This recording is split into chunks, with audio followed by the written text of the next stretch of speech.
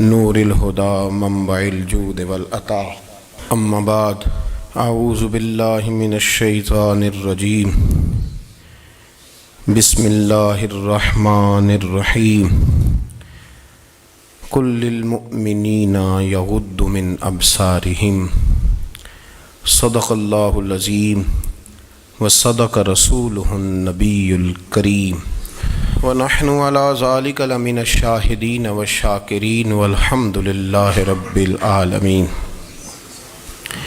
ان اللہ وملائکتہ یصلون علی النبی یا ایہا الذین آمنوا صلوا علیہ وسلموا تسلیما الصلاۃ والسلام علیک یا سیدی یا رسول اللہ وعلی آلک واصحابک یا سیدی یا حبیب اللہ۔ تمام تعریفیں حمد اور ثنا اللہ تبارک و تعالی کے لیے، درود و سلام نبی اکرم نور مجسم شفیع معظم آقا کل ختم رسول دانائے سبل احمد مجتبیٰ جناب حضرت محمد مصطفیٰ صلی اللہ تعالی علیہ وسلم کی ذات والا صفات کے لیے حمد و صلات کے بعد، اسلام فطرت کے عین مطابق دین ہے۔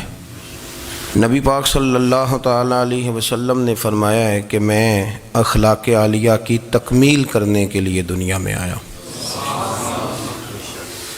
جتنے اخلاق ہو سکتے تھے، جتنی خوبصورتیاں ہو سکتی تھیں، جتنی اللہ کو محبوب تھیں، وہ ساری میرے نبی کریم نے بیان فرمائی، ساری رسول کریم صلی اللہ تعالی علیہ وسلم نے بیان کر دی ہیں، جتنی خوبصورتیاں ہو سکتی تھیں۔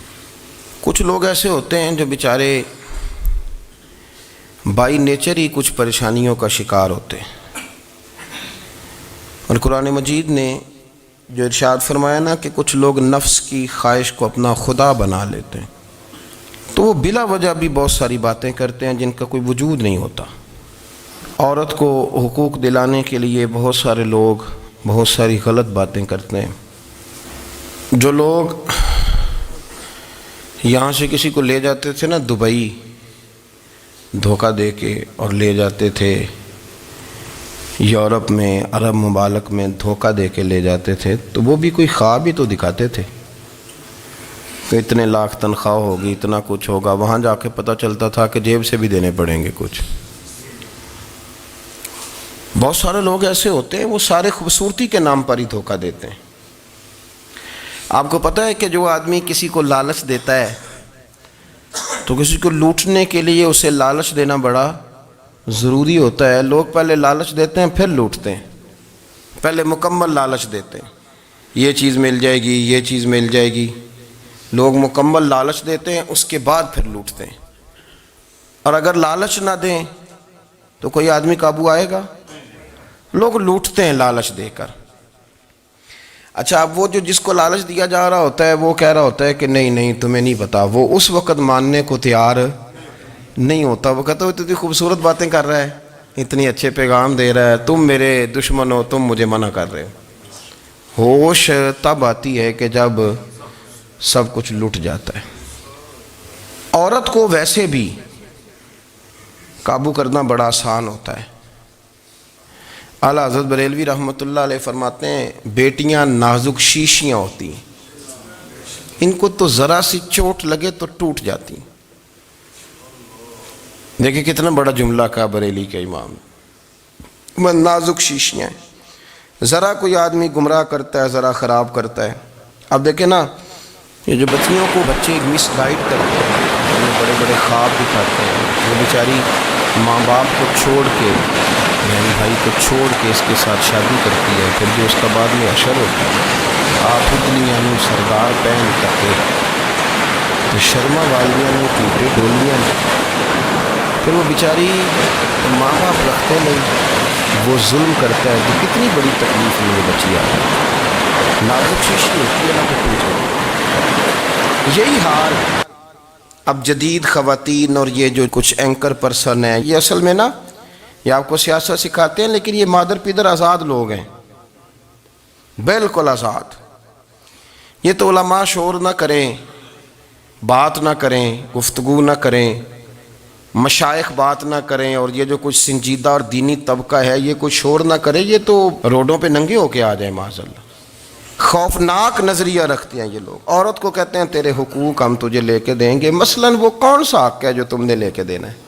میرے نبی کریم صلی اللہ علیہ وسلم اس کو بیٹی بھی بنایا ہے، اس کو بہن بھی بنایا ہے، اس کو ماں بھی بنایا ہے، اسے بیوی کا عالی شان رتبہ بھی عطا فرمایا ہے. اور چونکہ بیٹی کا بھی حق بڑا بیان کیا جاتا ہے، بہن کا بھی، ماں کا بھی. اور بیوی کے معاملے میں لوگ سمجھتے ہیں کہ زیادہ بات نہیں کرنی چاہیے، شاید مسئلہ خراب ہو جائے. حالانکہ نبی پاک صلی اللہ تعالیٰ علیہ وسلم نے بیوی کے بارے میں پتہ کیا فرمایا؟ فرمایا جب تم نکاح کر لیتے ہو تو اپنا ایمان محفوظ کر لیتے ہو. اب میں اس کی شرح نہیں کرتا، اب خود کر لیجئے گا کہ وہ ایک ایسی شخصیت ہوتی ہے کہ جس کی موجودگی میں آپ کا ایمان محفوظ ہے. اب میں نہیں سمجھتا کہ اس سے بڑی بات کوئی اور ہو سکتی ہے. جس کی موجودگی میں آپ کا ایمان، اور بھئی یہ حدیث پاک عرض کر رہا ہوں، نکاح جب کوئی کر لے تو اس نے اپنا ایمان مکمل کر لیا. اس کا معنی یہ ہوا کہ آپ کا ایمان محفوظ ہے اس کی موجودگی میں. تو اس سے زیادہ بھی، یعنی ایمان سب سے قیمتی چیز ہے نا، تو اس کے محفوظ ہونے کی وجہ حضور نے نکاح بیان کر دی. تو اب میرا خیال ہے بی بی اگر کوئی اس سے بڑا حقوق مانگے گی تو بیوقوفی کرے گی. اتنا بڑا درجہ نبی کریم نے اسے عطا کر دیا، اتنا بڑا مقام دے دیا کہ تو خامد کے ایمان کے محفوظ ہونے کا ذریعہ بن گئی ہے. عورت کو جو حقوق رسول کریم صلی اللہ تعالی علیہ وسلم نے عطا فرمائے، نبی پاک نے جو حقوق دیے، دیکھیں نا، حضرت عبداللہ ابن عمر رضی اللہ تعالیٰ عنہ کی اہلیہ بیمار تھی، تو جلدی جلدی سے وہ آئے. تو جب بہت جلدی ہو، سفر بڑا شدید تھا، تو آپ نے جلدی سے نماز ادا کی، جلدی سے چلے. آپ کے خادم کہنے لگے حضور خیریت ہے؟ فرمایا میری بیوی بیمار ہے. تو اس نے عرض کی حضور آپ کی اہلیہ بیمار ہے. تو آپ نے نماز بھی جلدی سے پڑھی، سفر بھی جلدی جلدی کیا. تو فرمانے لگے یہ وہ چیزیں ہیں جو ہمیں مدینے والے رسول نے سکھائی ہیں. آپ اس کیفیات کو سمجھیں کہ حضور صلی اللہ علیہ وسلم نے درس دیا. اور پھر ایک اور بہت بڑی بات، یہ فضیلت کسی اور کو نہیں دی. جو عورت کو حضور نے فضیلت دی، یہ فضیلت کسی اور کو نہیں دی. کبھی حضور نے فرمایا کہ تمہارا ابا تمہارے ساتھ بہت سخت رویہ کرے تو تم نے اس کو اس سختی پر داد دینی ہے. فرمایا چلو اگر وہ زیادتی بھی کرے تو تم نے اس کے ساتھ سلوک اچھا ہی کرنا ہے. لیکن آپ ایک بات کو سمجھے نا کہ بچے کے بارے میں، بیٹے کے بارے میں، بیٹی کے بارے میں فرمایا 10 سال کے ہو کے نماز نہ پڑھیں تو سختی کرو، تمہارا ڈنڈا بھی لٹکنا چاہیے. بہت ساری جگہوں پہ بہت سارے لوگوں کے لیے سختی کا حکم دیا، لیکن عورت کے لیے حضور نے جو جملے کہے، اصل میں ہم سمجھتے ہیں کہ یہ ایک بات ہے، مشہور ہو گئی ہے روایت حدیث، تو بس اس کے پس منظر پر اور جملوں کے حسن پر شاید معاذ اللہ غور کرنے کی ضرورت نہیں. ذرا اس لفظ کی تاثیر پر غور کریں. حضور نے فرمایا عورت ٹیڑھی پسلی سے پیدا کی گئی ہے، یہ ٹیڑھی ہے، اس کو سیدھا کرنے کی کوشش کرو گے تو ٹوٹ جائے گی. تو حضور پھر ہمارے لیے حکم کیا ہے؟ فرمایا جیسی ہے تم اسی کے ساتھ نبھا کرو. آپ سمجھیں کہ اتنا محفوظ حضور نے درجہ دے دیا بی بی کو، اتنا محفوظ کہ فرمایا غلطی بھی ہو تو میرے غلاموں تم اس کے ساتھ نبھا کرو، گزارا کر لو. کو کیا اور حق چاہیے عورت کو جس کو اس کی غلطیوں سمیت نبی پاک نے قبول کرنے کا حکم دے دی کہ اس کی کمزوریوں سمیت قبول کر لو. اب اس کو اور کیا کوئی کمزوریوں سمیت قبول کرتا ہے؟ کبھی آپ دکان پہ بیٹھے ہو تو آپ کہیں بھی اس میں یہ بھی غلطی، میرے مال میں یہ بھی کمزوری ہے، یہ بھی کمزوری ہے، یہ بھی کمزوری ہے، تو کر لے قبول. کرتا ہے کوئی؟ کوئی شخص ایسا ہو جو کسی چیز کی کمزوریاں بیان کر کے کہ اسے قبول کرو؟ پر رسول کریم صلی اللہ تعالی علیہ وسلم نے نا ہمیں سبق دیا، حضور نے ہمیں درس دیا، نبی پاک نے ہمیں پیغام دیا. فرمایا یہ ٹیڑھی ہے، سیدھی کرنے کی کوشش کرو گے تو بیچاری ٹوٹ جائے گی، تو اس کے ساتھ نبھا کر جاؤ. آپ میری بات کو سمجھیے گا. چلیں میں اس پر ایک اور بخاری مسلم کی حدیث پڑھتا ہوں. حضرت سلمان فارسی رضی اللہ تعالیٰ عنہ اور حضرت ابو درداء کے درمیان بھائی چارہ تھا. مکے سے مدینے جب لوگ آئے تو حضور نے بھائی بھائی بنایا تھا. ان کے درمیان بھائی چارہ تھا تو ابھی پردے کی آیات نازل نہیں ہوئی تھیں، تو لوگ ایک دوسرے کی طرف جاتے تھے. حضرت سلمان فارسی رضی اللہ تعالیٰ عنہ حضرت ابو دردہ رضی اللہ تعالیٰ عنہ کے گھر میں تشریف لے گئے تو دیکھا کہ ان کی بیوی بڑی غمگین بیٹھی ہیں. تو ہم نے فرمایا بہن کیا ہوا؟ تو کہنے لگی تمہارے بھائی کو دلچسپی کوئی نہیں رہی, ہر روز روزہ رکھ لیتا ہے اور ساری ساری رات نفل پڑھتا ہے. حضرت سلمان فارسی کہنے لگے ٹھیک ہے کر لیتے ہیں بندوبست. نماز دین ہے کہ نہیں؟ دین ہے نا یہ چیزیں. لیکن حضرت سلمان فارسی جناب ابو دردہ سے کہنے لگے آج میں نے تیرے گھر میں رہنا رات کو, کیونکہ وہ تو ساری رات نماز پڑھتے تھے, نفل پڑھتے تھے. انہوں نے کہا ٹھیک ہے, ایک بستر لا کے بچھا دیا حضرت سلمان فارسی کے لیے. سلمان فارسی فرمانے لگے دوسرا بھی لا.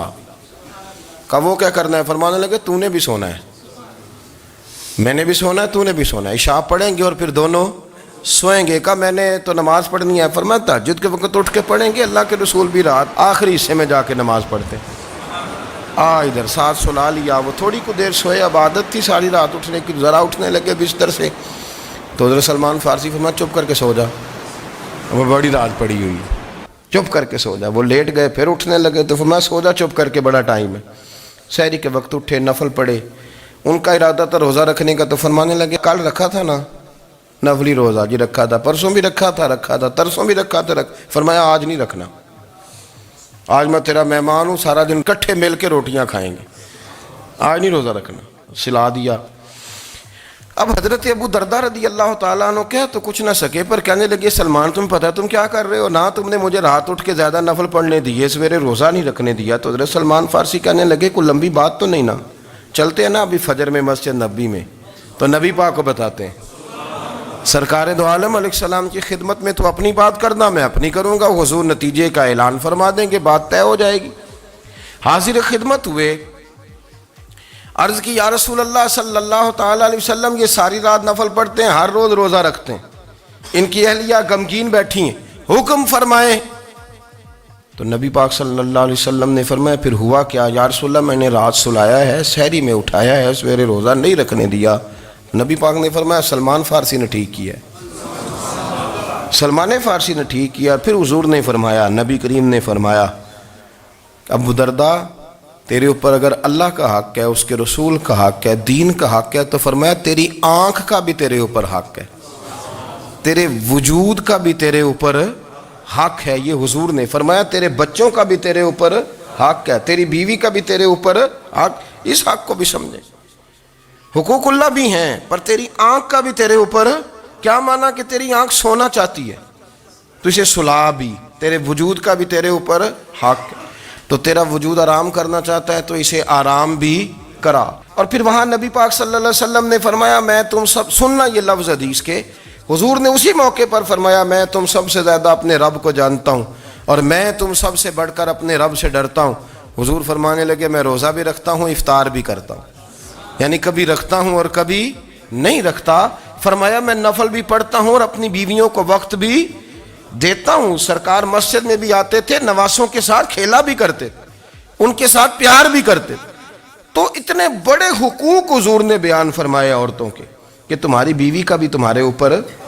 لو ایک حدیث بخاری کی اور یہاں بیان کر دیتا ہوں. ایک شخص نے آ کے عرض کی یا رسول اللہ صلی اللہ تعالیٰ علیہ وسلم جہاد کے لیے تیاری ہو گئی ہے, صفیں بن رہی ہیں, مجاہدین کی تیاری ہے, تو میرا بھی نام لکھ دیا گیا ہے مجاہدوں کی لسٹ میں, لیکن یا رسول اللہ صلی اللہ تعالیٰ علیہ وسلم میری بیوی نے حج کی تیاری کر لی ہے اور میرے دوستوں نے, صحابہ نے میرا نام مجاہدین کی لسٹ میں لکھ دیا, تو میرے لیے کیا حکم ہے؟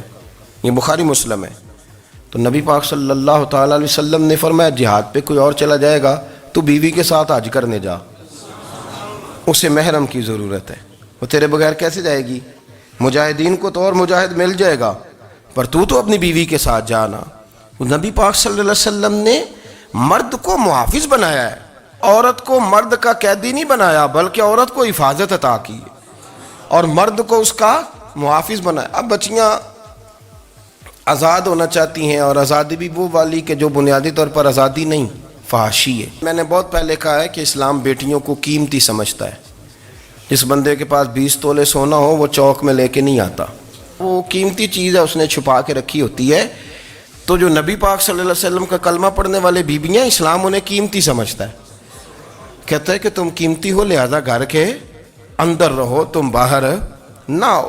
لیکن عورتیں ہیں کہ ان کو بلا وجہ لوگ خراب کر دیتے ہیں اور بلا وجہ وہ اس مغالطے کا شکار ہو جاتی ہیں۔ اب آگے بڑھتے ہیں۔ قرآن مجید نے سورہ نور کی آیت نمبر 30 میں کہا کہ کل للمؤمنین یغضوا من ابصارہم، فرمایا کہ اے محبوب علیہ السلام مومن مردوں سے کہہ دو کہ اپنی نظریں جھکا کے رکھیں، اپنی نظریں۔ اور اگلی آیت میں فرمایا وَقُلْ لِلْمُؤْمِنَاتِ يَغْضُضْنَ مِنْ أَبْصَارِهِنَّ، فرمایا کہ اے محبوب مومن عورتوں سے بھی کہہ دو کہ اپنی نظریں جھکا۔ مرد بھی اپنی نظر جھکا کے رکھے گا عورت کی طرف، لیکن یہ ساری پابندی صرف مرد پر نہیں، عورت بھی غیر محرم کا چہرہ نہیں دیکھے گی، اس پر بھی اسی طرح نظر جھکانے کا حکم ہے جس طرح کہ وہ ہر دکاندار کو بھائی جان کہہ کے گفتگو کرنے کی اس کو بھی اجازت نہیں ہے کہ وہ بھی وہ سمجھے کہ پابندی تو مرد نے کرنی تھی، میں نے تھوڑی کرنی تھی۔ وہ جس کے پاس جائے، جہاں بھی جائے، ڈاکٹر کے پاس جائے، باہر جائے، تو وہ جس طرح مرضی اس کا دل چاہے وہ بات چیت کرے، اس کی عورت کو بھی اجازت اسلام نہیں دیتا۔ بنیادی طور پہ اسلام شرم و حیا کا دین ہے، حیا کی بات کرتا ہے۔ حیا کی جب ہم تعریف کرتے ہیں تو حیا کی تعریف یہ ہے کہ کوئی کبھی چیز دیکھ کے نہ تو آپ کی طبیعت میں کراہت محسوس ہو، آپ کوئی غلط جملہ منہ سے نکالتے ہوئے ذرا جھجکیں، آپ کوئی غلط بات کرتے ہوئے تھوڑا بوجھ محسوس کریں۔ ہمارے ہاں تیزی سے فروغ پایا ہے بے حیائی نے، سنگیوں کی محفلیں، یاروں کی محفلیں، اس میں غلیظ گفتگو ہوتی ہے الا ماشاءاللہ۔ جن دوستوں کو بڑی پاک صاف گفتگو کرنی چاہیے، دوستی کا رشتہ بڑا مقدس رشتہ ہے، جو یہاں ایک دوسرے سے پیار کریں گے جنت میں بھی اکٹھے داخل کیے جائیں گے۔ شرط یہ ہے کہ پیار اللہ رسول کی رضا کے لیے ہو، لیکن اس کے اندر اگر آپ کی گفتگو کچی ہو، کمزور ہو، فحاشی والی ہو، عریانی والی ہو، وہ ہمارے ہاں تو اب اس کو لوگ فیشن سمجھتے ہیں، اس کو مردانگی کی علامت سمجھتے ہیں کہ وہ جی ساری باتیں جی وہاں ہو گئیں اور جس کا جو جی چاہا اس نے کہا۔ آپ جب حیا کے دائرے میں ہوتے ہیں تو آپ خود بھی سکون محسوس کرتے ہیں۔ دیکھیں نا، آپ کو نیند سکون سے کہاں آتی ہے؟ جہاں کمرہ بند ہو، چاروں جانب دیوار ہے، اوپر چھت ہے، خالی دروازہ بھی کھلا ہوا ہو نا، تو جب بندہ سکون لینا چاہتا ہے تو کہتا ہے یار ذرا دروازہ ذرا بند کر دو۔ وہ اچھی طرح اپنے آپ کو چھپا لیتا ہے نا حیا کے پردے میں، تو اللہ اسے سکون عطا کرتا ہے۔ اور جو اس سے بھی زیادہ ٹھنڈی نیند میں جانا چاہتا ہے وہ کہتا ہے لائٹ بھی بند کر دو۔ اب وہ مکمل طور پہ سمجھتا ہے کہ میں چاروں جانب سے چھپ گیا ہوں، اگر میں کھل کے بھی سو جاؤں گا تو میرا چونکہ پردہ قائم ہے تو مجھے کوئی دشواری نہیں ہوگی۔ آپ جب چھپ جاتے ہیں، جب آپ حیا کے اندر سمٹ جاتے ہیں، جب آپ چادر کے اندر آ جاتے ہیں تو آپ بہت ساری جگہوں پہ آسانی محسوس کرتے ہیں۔ تو حیا تو آپ کو سکون دیتی ہے، حیا تو دل کو راحت دیتی ہے۔ میں بڑی ذمہ داری سے بات عرض کرتا ہوں، قرآن مجید نے نا ایک مقام پہ مذاق کو، ایک مزاح ہوتا ہے خوش طبی، وہ نہیں، مذاق اڑانا، قرآن پاک نے نا مذاق کو ایک جگہ پہ جاہلوں کا طریقہ بھی قرار دیا ہے۔ بنی اسرائیل کے لوگوں سے حضرت موسیٰ نے کہا کہ گائے ذبح کرو اور ایک ٹکڑا مقتول کو مارو، زندہ ہو کے خود بتا دے گا مجھے کس بندے نے قتل کیا۔ تو کہنے لگے آپ ہمارے ساتھ مذاق کر رہے ہیں۔ تو قرآن مجید کہتا ہے کہ حضرت سیدنا موسیٰ علیہ السلام فرمانے لگے اعوذ باللہ ان اکون من الجاہلین، فرمانے لگے میں اللہ کی پناہ مانگتا ہوں کہ میں جاہلوں میں سے ہو جاؤں۔ یہ مذاق کرنا تو جاہلوں کا طریقہ ہے۔ اگر آپ کی زبان سے بے حیائی کا جملہ نکل گیا، اگر آپ کی زبان سے بے حیائی کا جملہ نکل گیا، آپ نے کہہ دیا کہ ہم آزاد لوگ ہیں، جو مرضی کریں گے، جو مرضی کہیں گے، جو ہمارا دل میں آئے گا کریں گے، تو پھر تو لوگ آپ کا وہ حشر کریں گے کہ آپ سے برداشت ہی نہیں ہوگا۔ جس کا لوگ مذاق بنا لیتے ہیں اور جو مذاق بن جاتا ہے پھر اسے کچھ جینے دیتا ہے۔ آپ حیا کی چادر میں چھپیں گے تو بچیں گے۔ اگر آپ نے اپنا مذاق بنوا لیا یہ کہہ کے کہ میں نے مرضی کرنی ہے، پھر یاد رکھنا چھپنے کو جگہ نہیں ملے گی، پھر تکلیف میں آ جائیں گے، پھر بہت بڑی اذیت کا شکار ہو جائیں۔ شرم و حیا، عرب کے اندر جو کنواری لڑکیاں تھیں ان میں بڑی حیا ہوتی تھی۔ الحمدللہ میں بڑے فخر سے کہتا ہوں کہ میرے پنجاب کی، میرے پاکستان کی بیٹیاں بھی 20 دفعہ ان کا ابا کہے تیری شادی کرنی ہے تو وہ آنکھ نہیں اٹھا پاتی آج بھی۔ یہ تو وہ چند لوگ ہیں جو کہتے ہیں ہم ہائی کلاس ہو گئے، ہمیں نہیں پتا کہ وہ وہ روشن خیال ہو گئے ہیں کہ روغن خیال ہو گئے، پتہ نہیں کدھر چلے گئے. ورنہ ہماری بیٹیاں آج بھی جب ان سے ان کا باپ ان کی ماں بات کرتی ہے تیری شادی کی، تو وہ تو شرم کے ساتھ پچھلے سے پچھلے کمرے میں چھپتی ہیں. یہ اللہ نے فضل کیا ہوا ہے اس ملت پر. تو عرب کی لڑکی بڑی حیا والی ہوتی تھی، اس سے کوئی بات کرنی پڑتی تھی تو 20 دفعہ بات کی جاتی، پھر بھی وہ عورت چھپتی پھرتی تھی. حضرت عائشہ صدیقہ رضی اللہ تعالیٰ عنہ فرمانے لگیں میرے نبی پاک صلی اللہ علیہ وسلم عرب کی کواری لڑکیوں سے بھی زیادہ حیا کرنے والے. قاضی اعجاز مالکی نے، شیخ عبدالحق محدث دہلوی نے، دیگر بزرگ جو سیرت نگار گزرے انہوں نے لکھا ہے کہ نبی پاک صلی اللہ علیہ وسلم کے اندر 100 مردوں سے زیادہ طاقت تھی. 100 مردوں سے زیادہ طاقت. اب جو بات کہنے لگا ہوں، جو نتیجہ دینے لگا ہوں، اس پر خاص توجہ آپ فرمائیں گے. ذرا فکری طور پر، نظریاتی طور پر ایک چیز کو سمجھیے. ہم سمجھتے ہیں کہ جوان لڑکا ہے جی جو مرضی کرے، عمر ہے جی. آپ ذرا بات پر غور کیجئے گا کہ حضور صلی اللہ علیہ وسلم میں طاقت 100 مردوں سے زیادہ ہے اور حیا کواری لڑکیوں سے بھی زیادہ ہے. ذرا اس بات کا تقابلی جائزہ کیجئے گا کہ طاقت 100 مرد سے زیادہ ہے لیکن حیا کواری لڑکی سے بھی زیادہ ہے. اس کا معنی یہ ہوا کہ جس ٹہنی کو پھل زیادہ لگ جاتے ہیں وہ جھکا کرتی. تو حیا تو حسن ہے، حیا تو آپ کو پاک صاف کرے گا، حیا تو آپ کو نرالا کرے گا، انوکھا کرے گا. وہ ہمارے ایک دانشور ہے، تو مضمون لکھا، کئی باتیں بڑی پسند آتی ہیں. وہ کہتے ہیں کہ میری اہلیہ، ان کو بھی کسی نے مس گائیڈ کر دیا تھا، حالانکہ اچھی خاتون ہے، کسی نے مس گائیڈ کر دیا. تو وہ بھی سماجی اور ویلفیئر اور یہ خواتین کو شوق ہوتا نا بننے کا، تو وہ بھی سماج کے اندر اچھا مقام تلاش کرنے کے موڈ میں آ گئی. تو کہیں ایک دن جانا تھا تو بڑی بن سنور کے میرے ساتھ وہ گاڑی میں بیٹھ گئی. تو میں گاڑی میں، عورتوں کو یہ بھی مسئلہ ہوتا ہے نا کہ ہماری تعریف کرو، تو کئی دفعہ بعد مردوں بیچاروں کو جھوٹ بولنا پڑتا ہے، تو زبردستی کراتی ہیں نا جی. تو اس میں گنجائش بھی دی ہے شریعت نے گنجائش دی ہے کہ کبھی بیوی کو راضی کرنے کے لیے خلاف واقعہ بات کرنی پڑے تو کر لینی چاہیے. تو وہ کراتی بھی ہیں. 3 موقع پر خلاف واقعہ بات کرنے کی اجازت ہے، یعنی واقعے کے خلاف بھی آپ بات کر سکتے ہیں. جنگ کے موقع پر 2 لوگوں کو صلح کرانے کے لیے اور بیوی کو راضی کرنے کے لیے کر لیں کوئی ایسی بات، بے شک اپنی طبیعت پہ جبر کر کے کر لیں، گنجائش ہے، اجازت ہے. تو وہ کہتے ہیں جب وہ گاڑی میں میرے ساتھ بیٹھی بن سنور کے، تو وہ تقاضا کرنے لگی کہ میں نے بڑے اچھے کپڑے پہنے ہیں پر آپ نے توجہ نہیں کرائی. تو وہ سیاںا بندہ تھا، وہ چاہ رہا تھا کہ میری خاتون سمجھ جائے. وہ کہتے ہیں مجھے پتہ تھا کہ بیچاری مس گائیڈ ہو گئی ہے، دل کی بڑی اچھی ہے، سیاਣੀ ہے، لیکن اس کو کچھ خواتین نے، کچھ لوگوں نے مل کے اس کو ذہن غلط کر دیا ہے کہ سماج میں نکلو، باہر جاؤ، کام کرو، فلاں کرو، اپنی مرضی سے جیو. تو میرے ساتھ گاڑی میں بیٹھی کہیں جانے کے لیے، تو مجھ سے کہنے لگی کہ آپ نے میری طرف توجہ ہی نہیں کی، آپ نے کوئی ذکر ہی نہیں کیا کہ میں کیسی لگ رہی ہوں.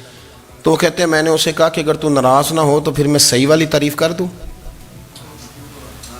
تو اس نے کہا کہ آپ کر دیں. تو کہتے ہیں میں نے درد سے اور خلوص سے اپنی بیوی سے کہا، خلوص کے ساتھ میں نے کہا میں تو روز گھر ہوتا ہوں، روز شام کو گھر ہوتا ہوں، اگر تو میرے لیے تیار ہوتی تو میں تیری تعریف کرتا، لیکن آج تو باہر جانے کے لیے تیار ہوئی، تو پھر ان سے تعریف کی امید رکھ جن کے لیے تو نے تیاری کی ہے.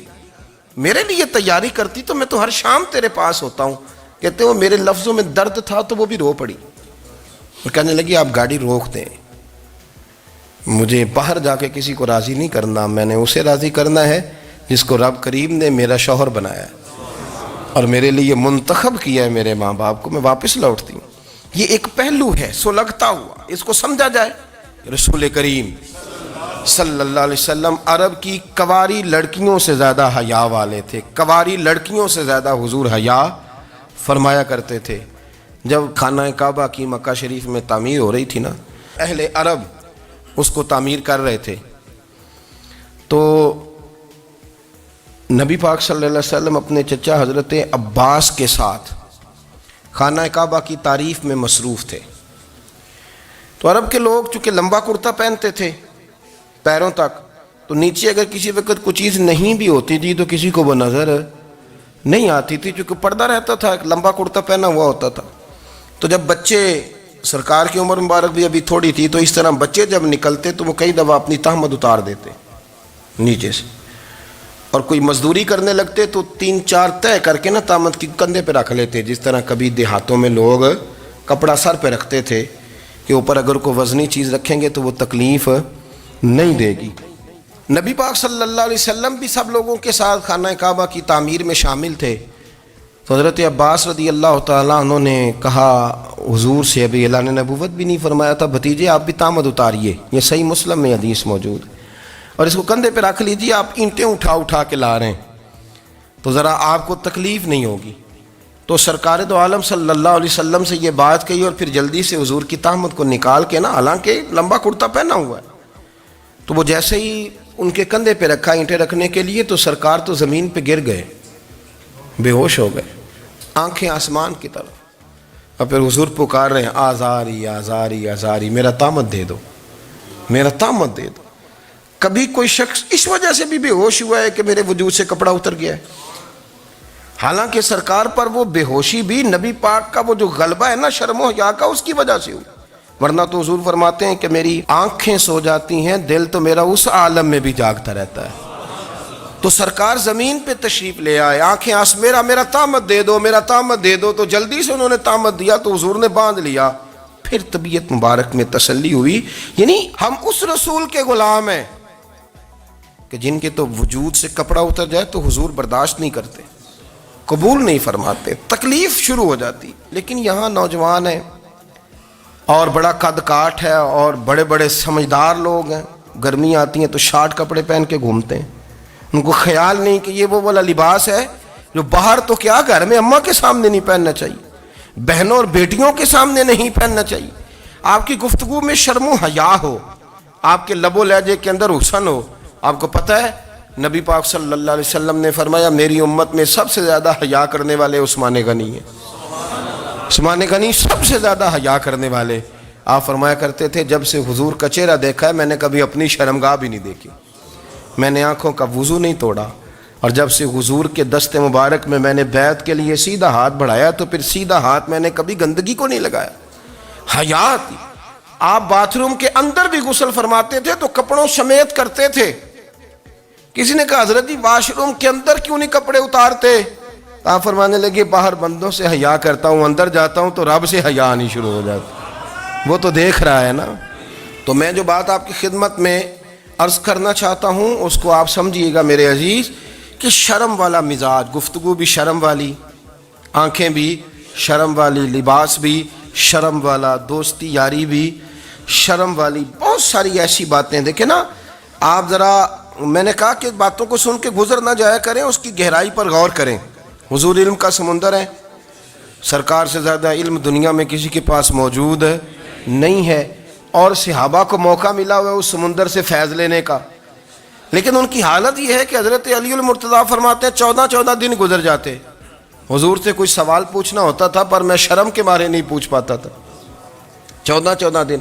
بخاری شریف میں موجود ہے، ایک دن نبی پاک صلی اللہ علیہ وسلم نے پوچھا صحابہ سے کہ وہ کون سا درخت ہے جس کے پتے نہیں گرتے، اور وہ درخت اس طرح ہے جس طرح مومن ہوتا ہے، وہ درخت میرے مومن کی طرح بتاؤ۔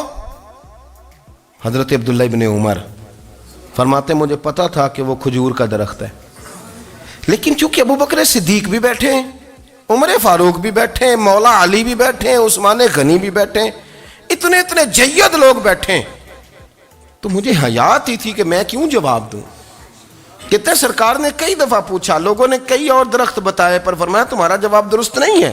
آپ حیا کے اس پہلو پر غور کریں کہ سوال کا جواب آتا ہے، سوال کا جواب، یعنی مجھے سوال کا جواب آتا اور پھر میں دوں نہ، مجھے بدعزمی نہ ہو جائے گی؟ یہ کیسے ممکن ہے کہ میری رات گزر جائے، مجھے پتا بھی تھا اور میں نے بتایا نہیں؟